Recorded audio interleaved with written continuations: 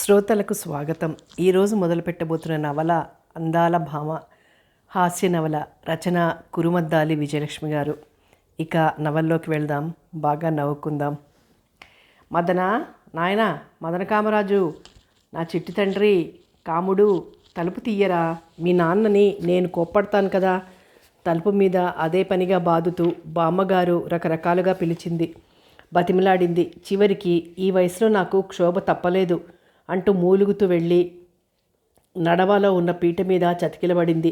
సుష్టుగా భోంచేసి వచ్చిన గోపాలరావు అక్కడే ఉన్న ఉయ్యాల బల్ల మీద కూర్చుని ఒక్కో ఆకు ఈనెలు తీస్తూ తాంబూల సేవనం చేస్తూ కొద్దిసేపు ఫార్స్ చూసి, అమ్మా, నీకు ఈ వయసులోనే కాదు ఏ వయసులోనూ కష్టం రాదు, వెళ్ళి భోంచేయి అన్నాడు. రండత్తయ్య, భోజనం వడ్డిస్తాను అంది రామలక్ష్మి. వాడు మెతుకు ముట్టంది, నేను ముట్టను, బామ్మగారు ఖరాఖండిగా చెప్పేసింది. వాడు ఈ రోజంతా తినడు, అప్పటి సంగతి ఏమిటో. నేను తినను, వాడికన్నా నాకు భోజనం ఎక్కువ కాదు. నువ్వు వెళ్ళి ముందు భోంచేయి, కడుపులో కాలితే వాడే తలుపు తీసుకొని వస్తాడు. అట్టే నన్ను విసిగించకు, నేను తినను అంటే తినను. నీ ముద్దుల మనవడు తింటే తింటావా అమ్మా? తల్లి మొండితనం చూసి గోపాలరావు నవ్వుకున్నాడు. అమ్మా, నువ్వేమో వాడి కోసం అన్నం మానేస్తాను అంటున్నావు, నువ్వు తిన్నా తినకపోయినా వాడికి పట్టలేదు. దీనిని బట్టి నువ్వు గ్రహించు, వాడికి నీ మీద ప్రేమో నీకు వాడి మీద ప్రేమో.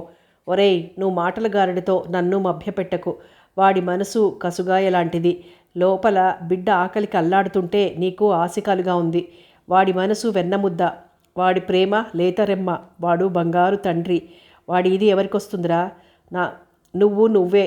అదే పరీక్ష పోయినందుకు వాడెంత బాధపడుతున్నాడో అనలేదు. మీకు తప్పినా నాకు తప్పుతుందా అంటూ ముక్కుతూ మూలుగుతూ లేచి వెళ్ళి మళ్ళీ తలుపు కొట్టడం మొదలుపెట్టింది బామ్మగారు. ఎలాగండి? రామలక్ష్మి నెమ్మదిగా భర్తకు వినిపించేలా అడిగింది.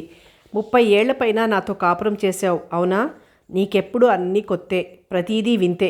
గాబర పడకు, అలా చూస్తూ ఉండు. వాడు నిక్షేపంగా గదిలోంచి బయటికి వస్తాడు. వాళ్ళ బామ్మ దగ్గర గారాబం పోతాడు. ఇద్దరూ కలిసి భోంచేస్తారు, సరేనా? నువ్వలా చూస్తూ ఉండు. గోపాలరావు నవ్వుతూ సెలవిచ్చాడు. ఏమిటో ఈ ఇంట్లో ఎవ్వరికీ చెప్పలేం, రామలక్ష్మి నిట్టూరుస్తూ అనుకుంది. అసలు ఈ గోలకంతటికి కారణం ఆ ఉదయం దినపత్రికలో బీఎస్సీ రిజల్ట్స్ పడటం.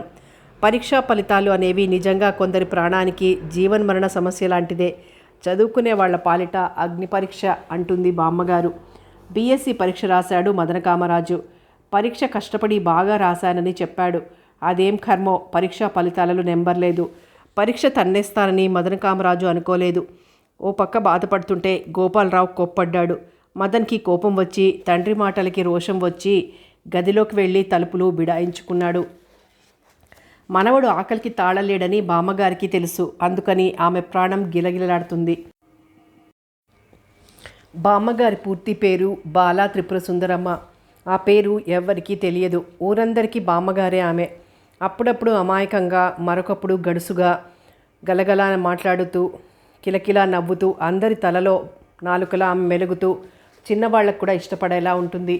ఆ బాలా త్రిపుర సుందరమ్మ అనే బామ్మగారికి 4 పిల్లలు పుట్టి పోయి గోపాలరావు ఒక్కడు బతికి బట్టకట్టాడు. కోడలు రామలక్ష్మి మంచి పిల్ల. ఆమె అలా కాపురానికి రావటం, ఇలా వెంటనే 2 మనవరాళ్ళని ఎత్తుకోవటం జరిగింది. మనవడు అనే మగనలుసు వంశాంకురం కోసం చూస్తుండగా బామ్మగారి భర్తగారు పరలోకానికి ప్రయాణమయ్యారు. అక్కడితో కథ పూర్తి అయింది. మనవడు పుట్టడు అనుకుంటున్న వేళ మనవరాళ్లకి 10 ఏళ్లు నిండుతుండగా రామలక్ష్మి మళ్ళీ కడుపుతో ఉంది. అది తెలిసిన మరుక్షణం నుంచి బామ్మగారు కోడలికి కాలు కింద పెట్టనివ్వలేదు. రామలక్ష్మి ఏ పని చేయబోయినా, నువ్వు ఏ పని ముట్టుకోకు, నేను చేసి పెడతాను, ఏం కావాలో అడిగి చేయించుకొని తిను, హాయిగా ఆనందంగా ఉండి నాకు గుమ్మడి పండు లాంటి మనవడినివ్వు అంది. అత్తయ్య గారు మనవడు అని కలవరిస్తున్నారు, అమ్మాయి పుడితే ఎలాగండి అంటూ భర్త దగ్గర చాటుగా వాపోయింది రామలక్ష్మి. నువ్వేం భయపడకు, ఈ తఫా నేను చాలా కష్టపడ్డాను, మనకి అబ్బాయే పుడతాడు చిలిపిగా అనేవాడు గోపాలరావు. అది కాదండి, అత్తయ్య గారి వరుస చూస్తుంటే ఆమె కోరిక తీరుస్తానో లేదో అని భయంగా ఉందండి. నువ్వు భయపడకపోయినా ఎవరు కడుపును పడ్డారో వాళ్లే పుడతారు. అమ్మకి నువ్వేం భయపడక్కర్లేదు. నువ్వు కాపురానికి వచ్చినప్పటి నుంచి చూస్తూనే ఉన్నావు. అమ్మ నిన్ను కన్న కూతుర్లా చూసుకుంటుంది. ఆమె ఆశని నిరాశ చేస్తూ మళ్ళీ అమ్మాయిని కన్నా ఆమె ఏమీ అనుకోదు, నిన్ను ఏమీ అనదు. ఆ దేవుడికి మన మీద దయ లేదు అంటుంది, అంతే అన్నాడు గోపాలరావు. అదేనండి నా బాధ. అత్తగారు అనుకున్నది జరగకపోతే ఆమె బాధపడతారు. నన్ను 4 తిట్టినా పర్వాలేదు, ఆమెని నేను బాధ పెట్టడం అన్నది భరించలేను రామలక్ష్మి అనేది. రామలక్ష్మికి నెలలు నిండాయి. పురుడు ఇవాళో రేపో అనుకుంటూ ఉండగా మదన కామరాజు కథ సినిమా విడుదలైంది. మదన కామరాజు కథ నేను చాలాసార్లు చదివాను. బాగుంటుంది, సినిమా చూద్దామని ఎంత ఇదిగా ఉందో. కానీ ఇప్పుడు ఎట్లా, ఏదో మాట వరుసకి అంది రామలక్ష్మి భర్తతో. బామ్మగారు ఆ మాట విననే వింది. అన్నన్నా, కడుపుతో ఉన్న పిల్ల కోరిక తీర్చలేకపోతే దేవుడు నా కోరిక ఎలా తీరుస్తాడు? పద నేను పక్కనే ఉండి ఆ సినిమా చూపిస్తాను అంది బామ్మగారు. అంతేకాదు, ఆ రోజు మొదటి ఆటకు తనే స్వయంగా కోడల్ని వెంటబెట్టుకొని వెళ్ళి మదన కామరాజు కథ సినిమా చూపించి తీసుకొచ్చింది. సినిమా చూసి ఇంటికి వచ్చిన అరగంటకి మంత్రసానికి కబురెళ్లే లోపలే రామలక్ష్మి తేలిగ్గా ప్రసవించింది. బామ్మగారి కోరిక తీరింది. బామ్మగారికి మనవడు పుట్టాడు. బామ్మగారి మనవడి పేరు మదన కామరాజు. మదనా, నాన్నవి కదూ, తలుపు తీయరా. కామరాజు, అట్టే నన్ను విసిగించావంటే అసలే ఎండాకాలం. అర్చి పిలిచి నా ప్రాణం కడగట్టి హరి అంటుంది. ఆ తర్వాత తీరుబడిగా బామ్మ నేర్చినా నేను రాను, అంతే. బామ్మగారు ఎన్ని రకాలుగా ప్రయత్నించినా మదన కామరాజు తలుపు తీయలేదు. కాముడు, ఒరే కాముడు. బామ్మగారు స్వరం పెంచి తలుపు మీద దరువు శబ్దం పెంచి పిలిచింది. బామ్మగారి ఉపాయం ఫలించింది. మదన కామరాజు భళ్ళున తలుపు తెరిచి విసురుగా బయటకొచ్చాడు. కాముడు అని పిలిస్తే మహామంట మదన్కి. నేను చెప్పలా, అమ్మ సాధిస్తుంది, వాడు తలుపు తీస్తాడని అన్నట్లుగా భార్య వైపు చూశాడు గోపాలరావు. గుండెల నిండుగా హాయిగా ఊపిరి పీల్చుకొని అమ్మయ్య అనుకుంది రామలక్ష్మి. బామ్మ, గట్టిగా అరిచాడు మదన్. ఏమైందిరా నాయనా, కర్ణభేరి బద్దలయ్యేలా అంత గట్టిగా అరిచావు? బామ్మగారు నెమ్మదిగా అడిగారు. మదనా అని పిలవద్దనానా? అలా పిలిస్తే ఏమైందిరా? కామరాజు అని అసలు పిలవద్దనానా? అదేమిట్రా కాముడు, నీ పేరుతో నిన్ను పిలిచాను, తప్పేముంది? పిలిచావు, నా పేరే మదనా అంటూ విరహతాపం పేరొకటి. కామరాజు అంటూ అదో పేరు. నీ భాషలో చెప్పాలి అంటే అదో తుచ్చమైన కోరికకు సంబంధించిన మాట. కాముడు అదో పున్నమి రాత్రి. అన్నీ కలిపి నా ప్రాణానికి. మదన్ అని పిలు, లేకపోతే రాజు అని పిలు, అంతేగాని అడ్డమైన పేర్లతో పిలిస్తే నేను పలకను. అంతే. బాబా మీద ఎగిరాడు మదన్. నీ పేరు మదన కామరాజు కదరా, అందుకని అలా పిలిచాను. నా పేరే చూడు, బాలా త్రిపురసుందరీదేవి. నన్ను తలో పేరుతో పిలిచేవారు. ఒకళ్ళు బాల అంటే మరొకళ్ళు త్రిపుర అనేవారు, ఇంకొకళ్ళు సుందరమ్మ అనేవాళ్ళు. ఏ పేరుతో పిలిస్తేనేం, అది నా పేరైనప్పుడు అని అన్ని పేర్లకి అనేదాన్ని. నా పేరులాగానే నీ పేర్లోనూ కొన్ని పేర్లు కలిశాయి. ఆ పేరునే పట్టుకుని రకరకాలుగా పిలుస్తుంటాం. తప్పేముందిరా? అమాయకంగా అడిగింది బామ్మగారు. అసలు నాకు ఈ పేరు ఎవరు పెట్టారు? రుసరుసలాడుతూ అడిగాడు మదన్. నేనే, గర్వంగా చెప్పింది బామ్మగారు. ఎందుకు పెట్టావు? అదేం ప్రశ్నరా? మనుషుల తర్వాత గుర్తు కోసం ఏదో ఒక పేరు పెడతాం. పూర్వం ఇళ్లల్లో పిల్లులు ఉంటే నల్ల పిల్లి, తెల్ల పిల్లి అనేవాళ్ళం. అలాగే కర్రావు, ఎర్రావు, మచ్చలావు అనేవాళ్ళం. కుక్కల విషయానికి వస్తే కుంటి కుక్క, బక్క కుక్క, ఇలా గుర్తు కోసం ఏదో ఒకటి అనేవాళ్ళం. ఇప్పట్లాగా టోమీలను పిలవటం మాకు లేదు. మొన్న మీ నాన్న పేపర్ చదివి చెప్పాడు. అదేదో దేశంలో బాగా డబ్బున్న ఒక ఆయన అందరినీ పిలిచి పెద్ద విందు చేసి కుక్కకి నామకరణం చేశాడట. అసలు నన్ను అడిగితే, బామ్మోయ్, కడుపులో పేగులు ఆకలితో కదిలిపోతున్నాయే, అది గ్రహించక ఈ నామకరణాలు గ్రామకరణాలు గురించి ఎవరడిగారు? మదన్ లోపల విసుక్కొని ఆ విసుగునంతా ఒక్క మాటతో పైకి ప్రదర్శిస్తూ, నాకు ఈ పేరెందుకు పెట్టావు? లోకంలో పేర్లకి కరువు వచ్చినట్లు అన్నాడు. ఎందుకంటే అంటూ హార్లిక్స్ అడ్వర్టైజ్మెంట్లా బామ్మగారు చెప్పటం మొదలుపెట్టారు. అప్పుడు మదన కామరాజు కథ సినిమా వచ్చిందిరా. మీ అమ్మకి చూడాలనిపించింది. నేనేమో మదన కామరాజు కథ సినిమాకి తీసుకెళ్లాను. ఆ సినిమా చూస్తున్నంతసేపు మదన కామరాజు లాంటి మనవడు పుడితే బాగుండును అనుకున్నాను. సినిమా చూసి ఇంటికి రాగానే నువ్వు పుట్టావు. నీ పేరు మదన కామరాజు అయింది. అయినా ఆ పేరుకేమొచ్చింది? నిక్షేపంగా ఉంది. అయితే సినిమా చూసొచ్చి ఈ పేరు పెట్టానంటావు.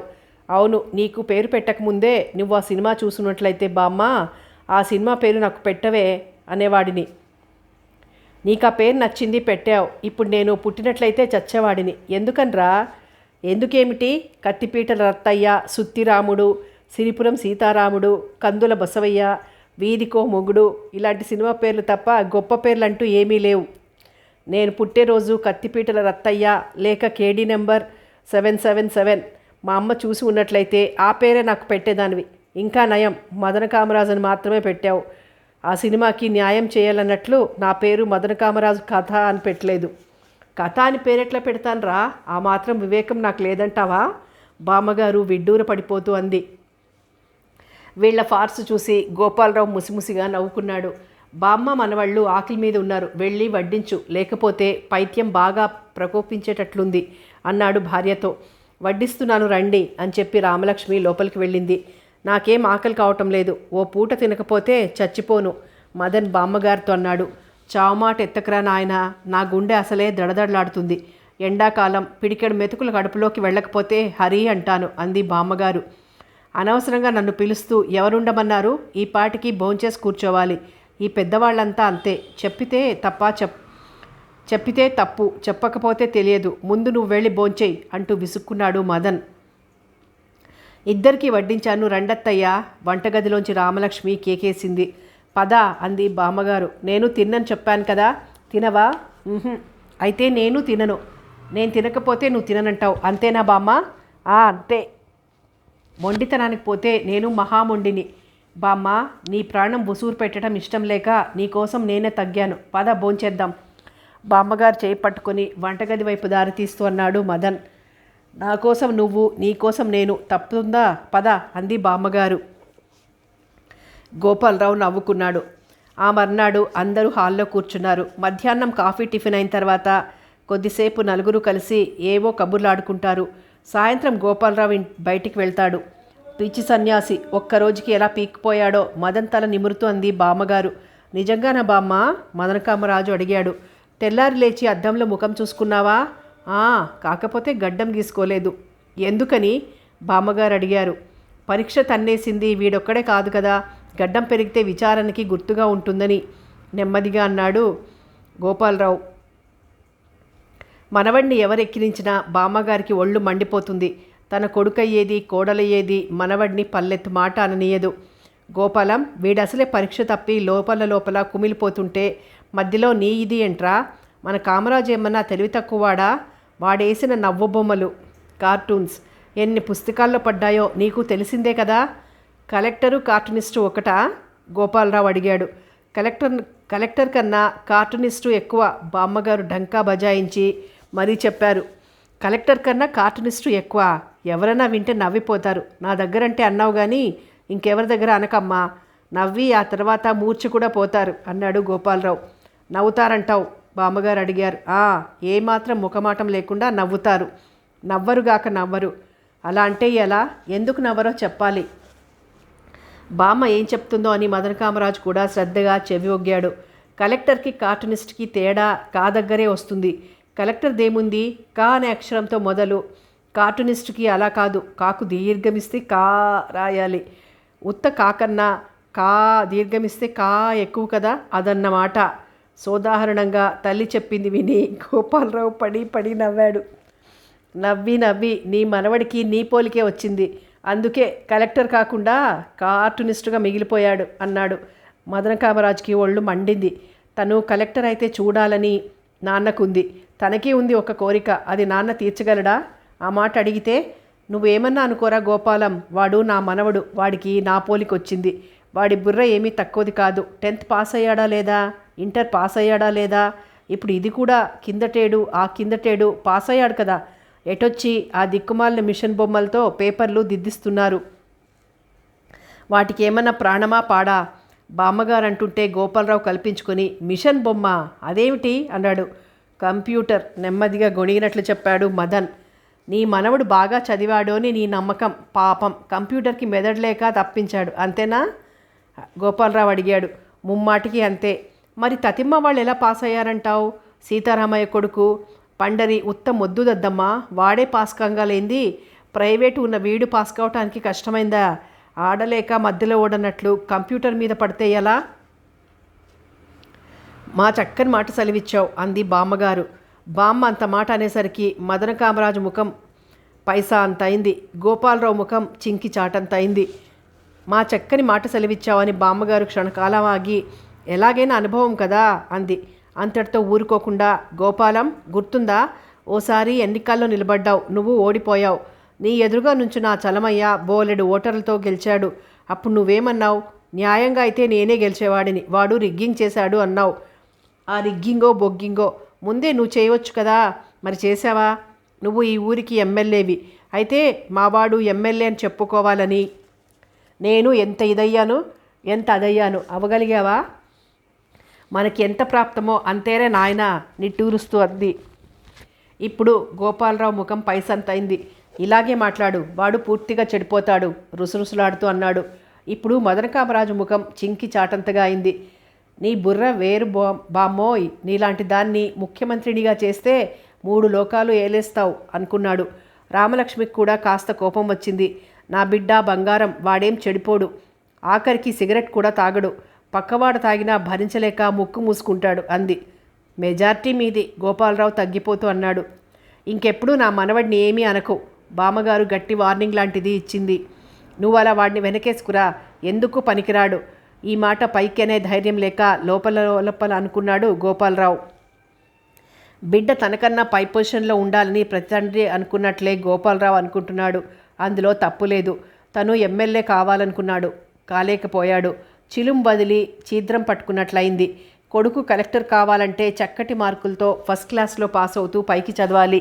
ప్రైవేట్ పెట్టించినా ఇంతవరకు అత్యవసర మార్కులతో మాత్రమే పాస్ అవుతూ వచ్చాడు. ఇప్పుడు ఏకంగా తప్పి కూర్చున్నాడు. అది ఆయన బాధ. అంతకు మించి కొడుకు మీద కోపం ఏమీ లేదు. మన మదన్కి పెళ్లి చేస్తే బాగుంటుందండి అంది రామలక్ష్మి. పక్కలో బాంబు పడ్డట్లు అదిరిపోయాడు గోపాలరావు. రామలక్ష్మి ఓ విధంగా అమాయకురాలు, ఉత్తమురాలు, గుణవతి, రూపవతి. తన కొడుక్కి పెళ్లి చేస్తే కోడలొస్తుంది, బుల్లి మనవడిని ఎత్తుకోవచ్చు, అది ఆలోచన. అంతకు మించి పై ఆలోచనలు చెయ్యదు, చేయటం కూడా చేతకాదు. కొడుకు కష్టపడి పెద్ద చదువులు చదవాలని కూడా ఆమెకు లేదు. డబ్బుంది కదా, అది చాలదా అని అభిప్రాయం.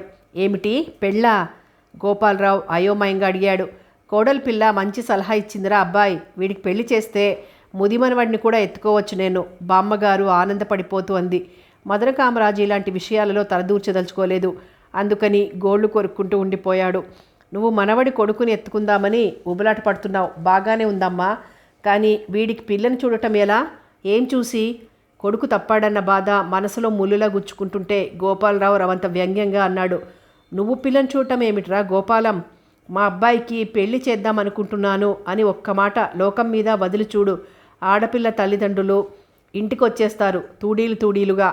కలెక్టరు అని తెగ బాధపడిపోతున్నావు కదా. కోడలి పిల్ల కలెక్టర్ని తెచ్చుకుంటే సరి, బామ్మగారు ఉచిత సలహా ఇచ్చింది. కలెక్టర్ పక్కన బిళ్ళ బంట్రోతుల మదనకామరాజు నెమ్మదిగా గొణిగాడు. గోపాలరావు పడి నవ్వాడు.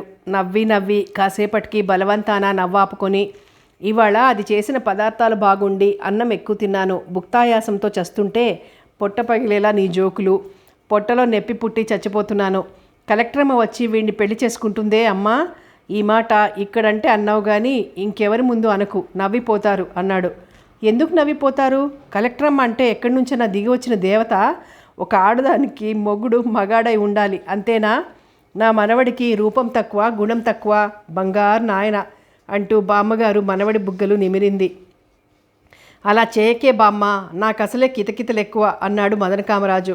అదేదో సినిమాలో ఇన్స్పెక్టర్గా ఉన్న ఆమె చదువు సంధ్య లేని కార్మికుడిని పెళ్లి చేసుకుంది కదండి, క్రితం నెల చూసాం. అదేం సినిమా అబ్బా? ఊరందరికీ మొగుడు. ఆ సినిమాలో కలెక్టరమ్మ రిక్షాబ్బిని చేసుకుంటుంది కదండి అంటూ రామలక్ష్మి తన సినిమా పరిజ్ఞానాన్ని బయట పెట్టింది. చేసుకుంటుంది, అది సినిమా. నాకు 4 లక్షలు ఇస్తే రిక్షావాడి వేషం వేస్తాను, ఊరందరి మొగుడు వేషం వేస్తాను, దర్జాగా కలెక్టరమ్మ మెడలో తాళి కడతాను. సినిమాలు చూసి ఆ కథలు జీవితాలకి అన్వయించుకొని. గోపాలరావు ఇంకా మాట్లాడేవాడే. మదన్ స్నేహితుడు వెంకట్ రావటంతో ఆగిపోయాడు. కంగ్రాచ్యులేషన్స్, వెంకట్ వస్తున్నా చెప్పాడు. ఎందుకు? మదనకామరాజు నీరసం మొహం వేసుకొని అడిగాడు. నీ జోకులు కార్టూన్స్లో కలప, అదే ముఖంరా, దగాపడ్డ వీరుడిలాగా. పరీక్ష పాస్ కాగానే సరా, ఓ పార్టీయా, మంచా, మట్టిగడ్డలా అన్నాడు వెంకట్. పార్టీ ఇద్దామని వాడికి లేక కాదు, కాకపోతే పరీక్ష పోయింది కదా, పార్టీ ఎలా ఇవ్వటమనే ఆలోచిస్తున్నాడు. గోపాలరావు చల్లగా చెప్పాడు అసలు విషయం. పరీక్ష పోవటం ఏమిటి? వెంకట్ అయోమయంగా అడిగాడు. అంటే తప్పటం. ఎవరు? ఇంకెవరు మావాడే వెంకట్ కిచకిచ నవ్వాడు. వెంకట్ చక్కగా మాట్లాడతాడు, కాకపోతే పైకి నవ్వినప్పుడే ఆ నవ్వు శబ్దం కిచకిచ అని వస్తుంది. అతని నవ్వు విన్న అతని మిత్రులు, వెదవాయ్ నువ్వు పుట్టంగానే ఏడ్చుంటావు, అప్పుడే ఈ నవ్వు నవ్వినట్లయితే మీ వాళ్ళు నీకు ఆంజనేయులు అని నవ్వుకి తగ్గ పేరు పెట్టి ఉండేవాళ్ళు అని వెంకట్ని ఏడిపిస్తుంటారు. మీ వాడు తప్పాడా అంటూ వెంకట్ మరోసారి కిచకిచమన్నాడు. అసలే మేము తట్టెడు బాధపడుతుంటే మధ్యలో నీ కిచకిచలేమిటి నాయన, బామ్మగారు అంది. బాధ ఏమైంది బామ్మగారు? మా మదనుడు తప్పటం. ఆగండి బామ్మగారు, ఒక్కసారి ఆగండి, నేను వచ్చినప్పటి నుంచి చూస్తున్నాను. మీ అందరి వరుస విచిత్రంగా ఉంది. మదన్ పాస్ అయ్యాడు కదా? వెంకట్ ఈ తఫా కిచకిచలాడకుండా బుద్ధిగా అడిగాడు. పేపర్లో నంబర్ లేకుండా పాస్ ఎలా అవుతారు? గోపాలరావు అన్నాడు. మదన్ నెంబర్ పేపర్లో నేను చూశాను. ఈ వెధవాయి గుర్రం ఎక్కి ఇంకా నా దగ్గరకు పరిగెత్తుకు రాలేదేమా అని నేనే బయలుదేరి వచ్చాను. మీ ఇంట్లో తీరు చూస్తుంటే అశోకవనంలో శీతల, మదనకామరాజు, ఆ చుట్టూ చెట్టు చేమల్లా మీరు అంటూ మరోసారి వెంకట్ కిచకిచలాడబోయాడు. వెంకట్ నోటికి చేయి అడ్డుగా పెట్టి, నా నెంబర్ పేపర్లు చూసావా? ఏ పేపర్లో? నా నెంబర్ గుర్తుంటే చెప్పు అన్నాడు మదన్. వెంకట్ చెప్పాడు. అది మదన్ నంబరే. నేను నిన్న పేపర్లో చూశాను. లేదు, పైగా ఆ పేపర్ ఏమిటో తెలుసా? శుభదినం. మదన్ చెప్పాడు. అశుభాలు రాయటంలో చావు బాకా కన్నా గొప్ప పత్రిక శుభదినం. ఇది చూడు, జన్మభూమి దినపత్రికలో ఈ కాగితం వరకు చింపుకొచ్చాను. నీ నెంబర్ నీ కళ్ళతో నువ్వే స్వయంగా చూడు అంటూ వెంకట్ జేబులోంచి తీసి జన్మభూమిలోని పేజీ ఇచ్చాడు. మదన్ చూశాడు. అంతేకాదు, అరే అంటూ అంతులేని ఆనందంతో ఇంతెత్తున ఎగిరిపడ్డాడు. ఏమైందిరా నాయనా, ఇప్పటిదాకా బాగానే ఉన్నావు కదా? బామ్మగారు వాపోతూ అడిగింది. నేను పాస్ అయ్యాను. ఈ పేపర్లో నా నెంబర్ ఉంది. నెంబర్ మళ్ళీ చూసుకుంటూ మదనకామరాజు చెప్పాడు. నిన్న పేపర్లో లేదు కదరా? అవును, లేదు కదూ. ఒక పేపర్లో నెంబర్ ఉండి మరో పేపర్లో నెంబర్ లేకపోతే పరీక్ష ఉన్నట్టా ఊడినట్టా? ఈసారి గోపాలరావు కూడా చూశాడు. పేపర్లో నెంబర్ ఉంది. అందరికీ ఆ నిమిషాన 3 వేరువేరు స్థితులు ఏర్పడ్డాయి. ఆనంద, ఆశ్చర్య, అయోమయ స్థితులవి. దిక్కుమాలిన పేపర్లు, దిక్కుమాలిన గోల. నిన్న అలా వేసే, ఇవాళ ఇలా వేసే, రేపు ఎలా వేస్తారో అంది బామ్మగారు. మనం ఒకసారి బయటికి వెళ్ళి అన్ని పేపర్లు తిరిగేసొద్దాం పద అన్నాడు వెంకట్. నిజమే, అనుమానం తీరిపోతుంది అంటూ లేచాడు మదనకామరాజు. తాడో పేడో తేల్చుకొద్దామని ఇరువురు బయటికి వెళ్ళారు. 2 గంటల తర్వాత ఇంటికి తిరిగి వచ్చిన మదనకామరాజు విప్పారిన ముఖంతో చెప్పాడు. నేను పరీక్ష పాస్ అయ్యాను. కలవరమాయే మదిలో నా మదిలో. మదనకామరాజు పాట పాడుతుంటే మధ్యలో బామ్మగారు అందుకుని, ఏమైందిరా మదనా అంది. ఏమీ కాలేదు, పాట పాడుకుంటున్నాను మదన్ చెప్పాడు. పాట? మాటని ఇంత పొడుగు సాగదీస్తూ అంది బామ్మగారు. పాట కాక ఇదంతా నిజమనుకుంటున్నావా మై డియర్ బామ్మ? ఏ వయసులో ముచ్చట ఆ వయసులో తీర్చకపోతే మనసులో కలవరం బయలుదేరుతుంది. చాలు బామ్మ చాలు, మాటకి పాటకి విపరీతార్థాలు తీసి కథని నా పెళ్లిదాకా లాక్కొస్తావు. విషయం నాకు తెలిసిందే కదా. అది కాదురా, వద్దు బామ్మ వద్దు. ప్రతి పాటకి అర్థం ఉంటుంది. ఆ అర్థం పట్టుకుని పెడర్థం తీస్తే ఎలా? పాడు జీవితము యవ్వనము 3 నాళ్ల ముచ్చటోయ్ అని పాడాననుకో, దానికో అర్థం ఉంది. అయ్యయ్యో జేబులో డబ్బులు పోయనే అని పాడాననుకో, నీ జేబులో పర్సు ఏ దొంగ విధవ కొట్టేశాడ్రా నాయనా అని అడుగుతావు. కనుక బామ్మ పాటలు వదిలేద్దాం. కొత్తగా ఈ కార్టూన్లు వేశాను చూడు. బొమ్మలేనా? బొమ్మలు అనకూడదు, కార్టూన్లు అనాలి. అలా అన్నా ఇలా అన్నా అవి కాగితం మీద వేసే బొమ్మలే కదా. బామ్మతో వాదించి లాభం లేదనుకున్న మదనకామరాజు కార్టూన్స్ తీసి బామ్మ ముందు పరిచాడు. మొత్తం అవి 4 కార్టూన్లు. ఒక కార్టూన్లో 2 మగవాళ్ళు ఎదురుబొదురుగా నుంచుని ఉంటారు. నీకన్నా నేనే అదృష్టవంతుడన్నమాట అని ఒకతను రెండో అతనితో అంటాడు. బామ్మగారికి ఆ కార్టూన్ చూస్తే ఏమీ అర్థం కాలేదు. ఏ విషయంలోనట వీడి అదృష్టం అని అడిగింది. వీడి నెత్తిన ఒక బొప్పి ఉంది, వాడి నెత్తిన 3 బొప్పెలు ఉన్నాయి కదా. ఉంటే అదన్నమాట అదృష్టం. నా ముఖంలాగా ఉంది అదృష్టం. ఆహా, నాకు తెలియక అడుగుతాను, నెత్తిన బొప్పెలు ఉంటే అదృష్టమా? ఈ మాట ఎక్కడా నేను వినలేదే. అది కాదు బామ్మ, ఈ బొమ్మలో ఆయన భార్య ఈయన్ని అప్పడాల కర్రతో ఒక్కసారే బుర్ర మీద కొట్టింది, అందుకే ఒక్క బొప్పి కట్టింది. ఈ రెండో ఆయన భార్య అప్పడాల కర్రతో వాళ్ళ ఆయన్ని 3 సార్లు కొట్టింది. నా ముఖంలాగా ఉంది. అప్పడాల కర్రతో నిక్షేపంగా అప్పడాలు చేసుకోవాలి కానీ ఇలా భర్తను కొడతారా? ఈ బొమ్మ బొత్తిగా బాగుండలేదు, చించిపారేయ్. బామ్మగారు అనంగానే అలాగే బామ్మ అని ఆ కార్టూన్ తీసి పక్కన పెట్టాడు మదన కామరాజు. లేకపోతే బామ్మగారు కార్టూన్ని చింపే ప్రమాదం ఉంది. ఇది చూడు బామ్మ అంటూ మరో కార్టూన్ బామ్మగారి ముందు పెట్టాడు మదన్. ఆ కార్టూన్ మీద 3 బొమ్మలున్నాయి. మొదటి బొమ్మలో లావుపాటి అమ్మాయి, సన్నటి అమ్మాయి, ఒక అబ్బాయి ఉన్నారు. రెండో బొమ్మలో సన్నగా నాజూగ్గా ఉన్న అమ్మాయి మెడలో అబ్బాయి తాళి కడుతుంటాడు. మూడో బొమ్మలో అబ్బాయి చిక్కిపోయి ఉంటాడు. లావుపాటి అమ్మాయి పక్కనే ఉంటుంది. ఆ కార్టూన్కి అర్థం బామ్మగారికి బొత్తిగా తెలియలేదు. ఇదేమిట్రా మదన్, ఈ అబ్బాయి ముందుగా 2 అమ్మాయిల్ని చూశాడు. సన్నటి అమ్మాయి మెడలో తాళి కట్టాడు. చివరికి లావుపాటి అమ్మాయిని తీసుకొచ్చాడేమిటి? తాళి కట్టిన తర్వాత వదిలేశాడా ఏం కర్మ? వాపోతూ అడిగింది. మదన కామరాజు అందంగా నవ్వి కార్టూన్ కథ చెప్పటం మొదలుపెట్టాడు. ఆ అబ్బాయికి లావుపాటి అమ్మాయిలంటే అయిష్టం. లావుపాటి అమ్మాయి కనిపిస్తే చాలు వెక్కిరించి వేళాకోళం చేసేవాడు. పెళ్లి చూపులప్పుడు ఆ అమ్మాయి లావుగా ఉంటే మాటలతో ఆ అమ్మాయిని వెక్కిరించాడు. నాకు తెలియక అడుగుతాను, పెళ్లి చూపులప్పుడు ఎలా ఎక్కిరిస్తారా మదన్? బామ్మగారికి ప్రతి మాట ఆశ్చర్యమే. ఇప్పుడు కూడా అలాగే ఆశ్చర్యపోతూ అడిగింది. అందుకే అన్నాను బామ్మ, నీకేం తెలియదని. పూర్వం మీ రోజుల్లో లాగా పెద్దలు కుదిర్చిన సంబంధం కాదు. ఈ కాలం వాళ్ళు పెళ్లి చూపులకు వెళ్తే సరదా ప్రశ్నలతో, చిలిపి ప్రశ్నలతో ఆడిస్తుంటారు. అఫ్కోర్స్ అమ్మాయిలు కూడా ఆడిస్తుంటారనుకో, అది వేరే విషయం. పెళ్లి చూపుల్లో ఆడించటమేమిట్రా నాయనా? ఈ కాలం పెళ్లి చూపుల్లో కాఫీ టిఫిన్లు పూర్తయిన తర్వాత కాబోయే పెళ్లి కొడుకుని పెళ్లి కూతుర్ని మాట్లాడుకోమని చెప్తారు. వెంటనే పెళ్లి చూపులకు వచ్చిన అబ్బాయి అమ్మాయిని అడుగుతాడు, మీకు వంట వచ్చా అండి అని. అప్పుడు ఆ అమ్మాయి, నాకు వంట వచ్చండి, నేను వంట చేశారంటే ఒక్క మెతుకు వదలకుండా అంతా తినేస్తారు. మరి మీకు కూడా వంట వచ్చా అండి? చల్లగా అడుగుతుంది ఆ అమ్మాయి. వెంటనే ఆ అబ్బాయి తెల్లమొహం వేసి, నాకు వంట రావటం ఎందుకండి అని నెమ్మదిగా అడుగుతాడు. అదేమిటండి, పొద్దున నేను చేస్తే సాయంత్రం మీరు చేయాలి కదా. ఎప్పుడైనా నాకు జ్వరం వస్తే మీరు వారం రోజుల పాటు వంట చేయాల్సి వస్తుంది కదండి అని చల్లగా ఆ అమ్మాయి సమాధానం చెప్తుంది. అలా జరుగుతాయే బామ్మ పెళ్లి చూపులు? నా మొహంలాగా ఉంది. అలా అది వదిలేసి దీనికి అర్థమేమిటో చెప్పరా అంది బామ్మగారు వారపత్రికలో ఒక కార్టూన్ చూపిస్తూ. అది కాదు బామ్మ, నేను ముందే చెప్పాను కదా, ఈ అబ్బాయి లావుపాటి అమ్మాయిలను ఎక్కిరిస్తూ ఉంటాడని. పెళ్లి చూపుల్లో కూడా ఎక్కిరించేవాడు. పోనీ పెళ్లి చూపులకు వెళ్ళేటప్పుడు ముందే అమ్మాయి లావుగా ఉందా సన్నగా ఉందా అని తెలుసుకోవచ్చు కదా. అదేం చేసేవాడు కాదు. పెళ్లి చూపులకు వెళ్ళి వాళ్ళు పెట్టిన టిఫిన్లు పీక వరకు మెక్కటం. ఆ అమ్మాయి కనుక లావుగా ఉంటే మాటలతో వేళాకోళం చేయటం చేసేవాడు. చివరికి ఎప్పుడో తనకి అన్ని విధాలా నచ్చిన సన్నగా సుకుమారంగా గాలికి ఎగిరిపోయేటంత నాజూకు పిల్లని పెళ్లాడతాడు.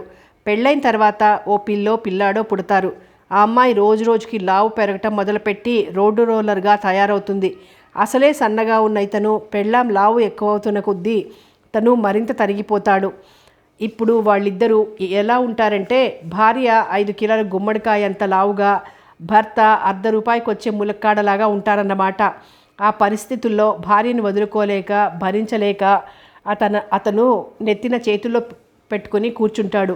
కలలు వేరు, జీవితం వేరు. ఎవరిని ఎక్కిరించకూడదు, వేళాకోళం చేయకూడదు. ఈ కార్టూన్కి అర్థం అదన్నమాట మదన్ వివరించాడు. అయితే ఈ బొమ్మకు అంత అర్థం ఉందన్నమాట. ఉంది బామ్మ, నువ్వు చెప్పినంత వరకు బాగానే ఉందిరా నాయన. కానీ చూడంగానే ఉన్నవి 3 బొమ్మలు కదా, ఇన్ని అర్థాలు ఎలా వస్తాయి? అదంతే, అలాగే వస్తాయి బామ్మ.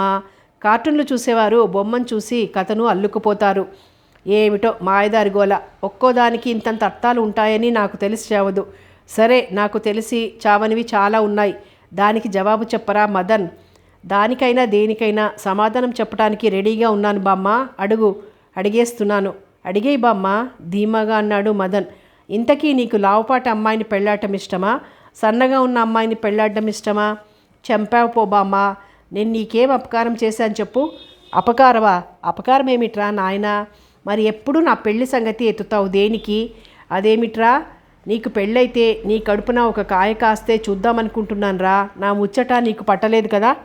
చీ పో బామ్మ. నీ ముచ్చట కోసం నేను పిల్లల్ని కంటే ఏమైనా బాగుంటుందా? ఎందుకు బాగుండదు? నీకు బాగున్నా లోకానికి ఏమీ బాగోదు బామ్మ. మగాడు ఎక్కడన్నా కడుపుతో ఉండి పిల్లల్ని కంటాడా? మగాడు కనటమేమిట్రా అమాయకంగా అంది బామ్మగారు. నువ్వే అన్నావు కదే బామ్మ, నీ కడుపున ఒక కాయ కాస్తే చూద్దామని ఉందిరా అని. నీకు బాగున్నా లోకానికి బాగోదే బామ్మ అన్నాడు మదన్. నీ అమాయకత్వం దొంగల దోల. మీ తాతగారి పోలికలైతే వచ్చే కానీ బుద్ధులు ఒక్కటి రాలేదు. ఇంత అమాయకత్వంగా ఉన్నావంటే రేపు నీ పెళ్ళాం నీ చేత 3 చెరువులు నీళ్లు తాగిస్తుంది సుమా. బామ్మగారు ముసిముసి నవ్వులు నవ్వుతూ అంది. అందుకే బామ్మ, నాకు పెళ్ళంటే భయం. ఏదో ఒక చెరువు నీళ్ళంటే తాగొచ్చు, 3 చెరువుల నీళ్లు తాగుతూ ఉండాలంటే కష్టం కదే బామ్మ. వర్షం వచ్చినా వరదలొచ్చినా ఆ చెరువు అలా నిండుతూనే ఉంటుంది. సారీ బామ్మ, పెళ్లి చేసుకోవటం చెరువు నీళ్లు తాగటం చేసే కన్నా డొక్కు సైకిల్ ఎక్కి దాన్ని తొక్కుకుంటూ ప్రపంచయాత్ర చేయటం చాలా సులువు. మదనకామరాజు భయం నటిస్తూ అన్నాడు. నాకు తెలుసులేరా, లోపల పెళ్లి చేసుకోవాలని ఉంటుంది, పైకేమో ఇలాంటి కబుర్లు చెప్తారు. ఈ కాలం అబ్బాయిల సంగతి నాకు తెలియదా? నీకెలాంటి భార్యను తేవాలో నేను చూస్తాను. బామ్మగారు ముసిముసి నవ్వుతూ అంది. తను వేసిన కార్టూన్లో అబ్బాయిలాగా నెత్తిన 2 చేతులు పెట్టుకొని కూర్చుండిపోయాడు మదనకామరాజు. అందరూ సమావేశమయ్యారు. అందరూ ఆ ఇంటికి మధ్యగా ఉన్న హాల్లో సమావేశం కావటానికి కారణం ఒకటి ఉంది. మదనకామరాజుకి ఉద్యోగం వచ్చింది, అది విషయం. మదనకామరాజు అత్యవసర మార్కులతో ఎలాగో అలా డిగ్రీ పూర్తి చేశాడు. ఇల్లు అలక్కగానే పండగ కాదు, డిగ్రీ పూర్తి చేయగానే ఉద్యోగము రాదు.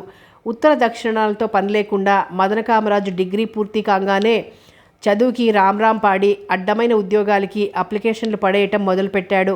అడుక్కోవటానికి కూడా లైసెన్స్ కావాలి అని ముఖ్యమంత్రి తలపాగా మహత్యంతో కొత్త రూల్స్ పెట్టకపోయినా రోజులు అలానే అఘోరించాయి. మరి ఎంఏ పిహెచ్డీలకే గతి లేదు. అత్యవసర మార్కుల గాళ్ళకి పిలిచి పిల్లనిస్తారేమో కానీ ఉద్యోగం ఎవరిస్తారు? ఈ మాట గోపాలరావు రోజుకు 15 సార్లైనా అనేవాడు ఇంట్లో. కొడుకు కలెక్టర్ కావాలని అనుకున్నాడు ఆ తండ్రి. కలెక్టర్ మాట దేవుడెరుగు. కలెక్టర్ దగ్గర ప్యూన్గా కూడా ఉద్యోగం రాలేదు మదనకామరాజుకి. ఆ ఇంట్లో మదనకామరాజు మీద పూర్తిగా ఆశలు నమ్మకం పెంచుకున్న ఏకైక వ్యక్తి బామ్మగారే. వీడికి ఉద్యోగము రాదు, పెళ్ళి కాదు అని గోపాలరావు అన్నప్పుడల్లా, నువ్వు అలా చూస్తూ ఉండరా గోపాలం, ఏదో ఒక క్షణాన వాడిని ఉద్యోగలక్ష్మి వరించి తీరుతుంది. వెంటనే భాగ్యలక్ష్మి, ధనలక్ష్మి, గజలక్ష్మి ఎవరో ఒకరు వరిస్తారు. వాడి పెళ్ళి అయి తీరుతుంది. మనవడి మీద ఈగ కూడా వాడటానికి ఇష్టపడని బామ్మగారు వెంటనే ఎగిరేది. వరించాల్సిందే, ఏ సంతానలక్ష్మో వ్యంగ్యంగా అనేవాడు గోపాలరావు. ఊరుకోండి మరీను, అనే మాట అనుకూడని మాట మీ నోటికి అస్సలు తెలీదు. సంతానలక్ష్మి అంటే పెళ్ళైన తర్వాత ఎక్కువ సంతానం కలిగే అమ్మాయి అనా, లేక పెళ్ళికి ముందే సంతానం ఉన్న అమ్మాయి అనా? మీ మాటలకు అర్థం. అబ్బాయి అంటే చాలు ఒంటికాల మీద లేస్తారు. భర్తని మందలించేది చిరుకోపంతో రామలక్ష్మి. కాముడికి అలా ఉద్యోగం వస్తుంది, ఇలా పెళ్ళి అవుతుంది. ఈరోజు రాకపోతుందా, నేను చూడకపోతానా అనేది బామ్మగారు. ఉద్యోగాల మీద నమ్మకం లేకపోయినా అడ్డమైన పనికి అప్లికేషన్ పడేసేవాడు మదనకామరాజు. దేశ కాలమాన పరిస్థితులు అనుకున్నంత అధ్వానంగా లేవు సుమా అనేటట్లు పిలిచి పిల్లనిచ్చినట్లు మదనకామరాజుకి బ్యాంకులో ఉద్యోగం వచ్చింది. గోపాలరావుకి కొడుకు మీద, కొడుకు అదృష్టం మీద నమ్మకం లేకపోవడంతో కొడుక్కి వచ్చిన ఇంటర్వ్యూ కార్డుని భూతద్దం కింద పెట్టి మరీ పరీక్షించి చూశాడు. ఆమ్యామ్య, రికమెండేషన్, అడ్డమైన ప్రశ్నలు ఇవేమీ లేకుండానే మదనకామరాజు ఇంటర్వ్యూలో సెలెక్ట్ అయ్యాడు. వీడి పర్సనాలిటీ చూసి ఇంటర్వ్యూలో ఆ అధికారులు ముగ్ధులై ఈ ఉద్యోగం వీడికి ఇచ్చినట్టున్నారు గొణుగుతూ అన్నాడు గోపాలరావు. ఇదేమన్నా మిలిటరీనా పర్సనాలిటీ చూసి ఉద్యోగం ఇవ్వటానికి? గొణుక్కున్నాడు మదనకామరాజు. అన్నిటినీ మించింది అదృష్టలక్ష్మి. ఆమె వరించటంతో మదనకామరాజుకి ఉద్యోగం వచ్చేసింది. ఆ రాత్రికే బయలుదేరి వెళ్ళి మర్నాడు జాబ్లో చేరాలి. రాత్రికి ప్రయాణం కాబట్టి మధ్యాహ్నమే సర్దుకోవటం అయిపోయింది.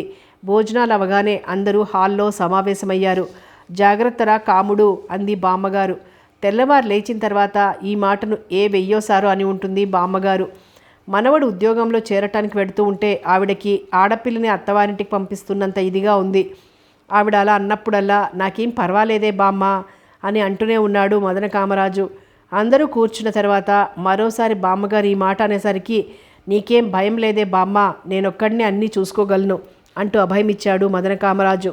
అది కాదురా, ఇల్లు గురించేనా భయం? డోంట్ వరీ మై డియర్ బామ్మ, ప్రస్తుతానికి తెలిసిన వాళ్ళ ఇంట్లో రూమ్లో ఉన్నా గట్టిగా గాలించానంటే 4 రోజుల్లో ఇల్లు దొరుకుతుంది. అప్పుడు నిన్ను తీసుకువెడతాను, సరేనా? అది కాదురా, నా తిండి గురించేనా నీ భయం బామ్మ? ఆ భయం కూడా అక్కర్లేదు. నేను వెళ్ళేది పల్లెటూరికి కాదు, పెద్ద పట్టణానికే. అక్కడ వీధికో బ్రాహ్మణ భోజన పలహారశాలలుంటాయి. మనకిష్టమైన హోటల్కి వెళ్ళి కాలు మీద కాలు వేసుకొని కూర్చొని అడిగిందల్లా వేయించుకొని కమ్మగా భోజనం చేసి రావచ్చు.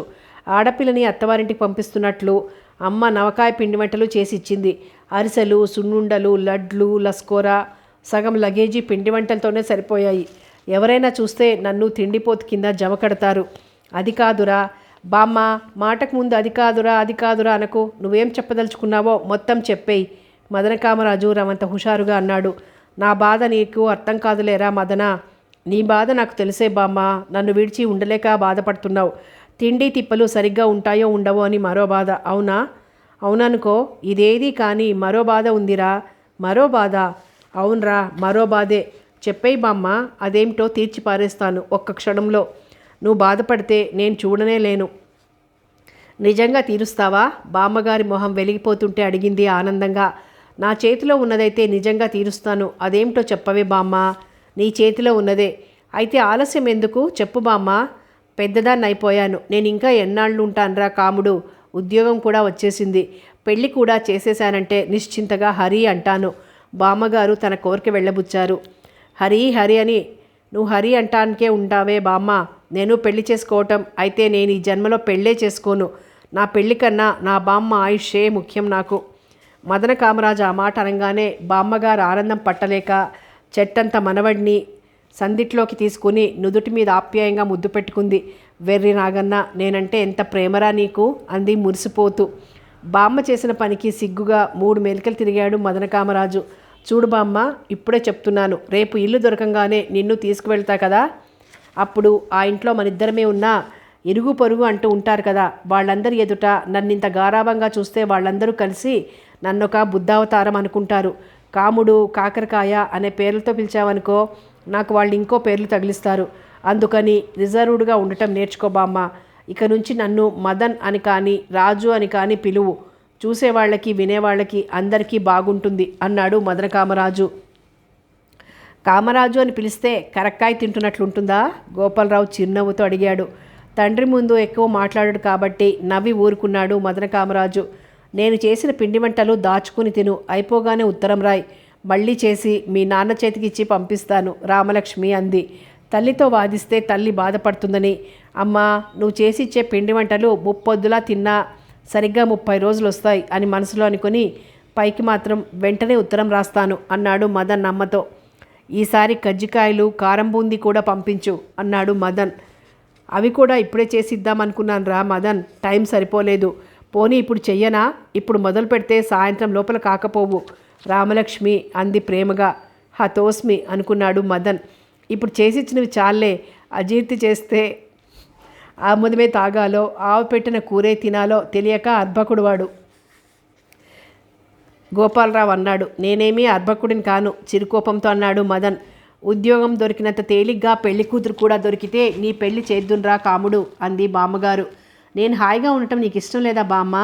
కాస్త జాలిగా మొహం పెట్టి అడిగాడు మదన్. పెళ్లి చేసుకుంటేనే కదరా హాయిగా ఉండటం జరిగేది అంది బామ్మగారు. ఏమీ జరగదు. పెళ్ళి పెద్ద తలనొప్పి.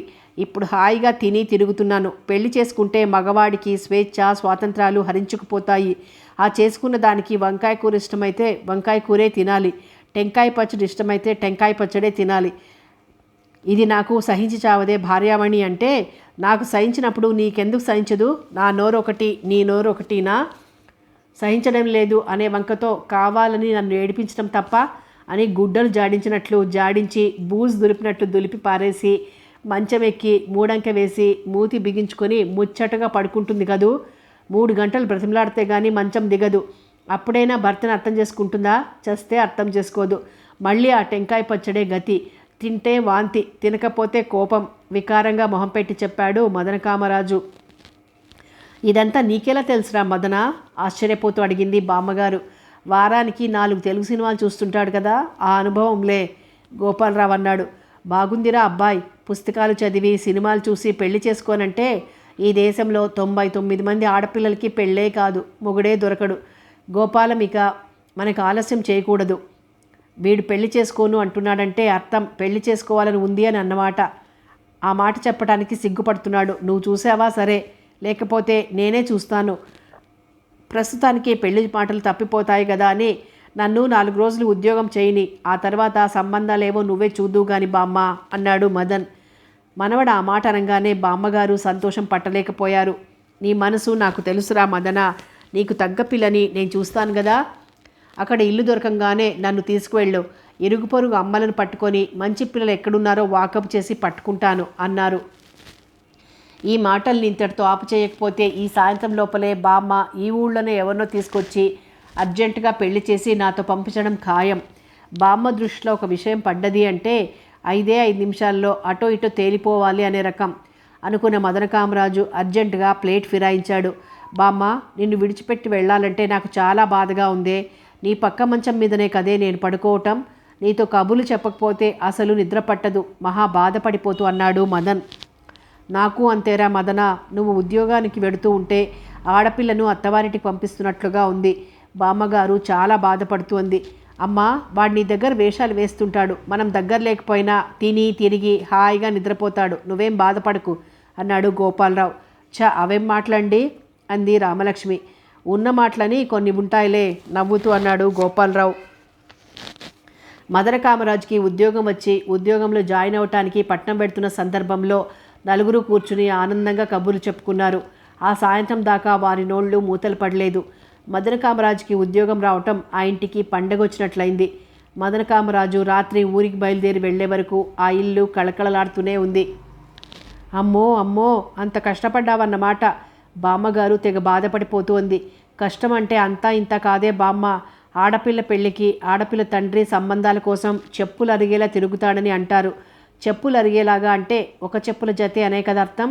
అద్దె ఇల్లు వెతకడం అంటే అలా కాదు. 6 డజన్ చెప్పుల జతలు అరిగితే గానీ పట్టణంలో అద్దె కొంపలు దొరకవు.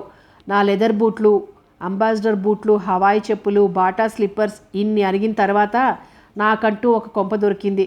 ఖాళీ కొంప ఉన్నది కదా అని పెడితే బ్రహ్మచారివి నీకివ్వము పో అన్నారు. అయ్యా, నేను బ్రహ్మచారిని, అయినా నేను ఒంటరిగా ఉండను.